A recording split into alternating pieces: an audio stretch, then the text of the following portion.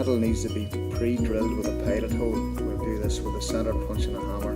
We'll drill the pilot hole through both bits of metal, put both bits of metal into a vise, and then use the pop rivet gun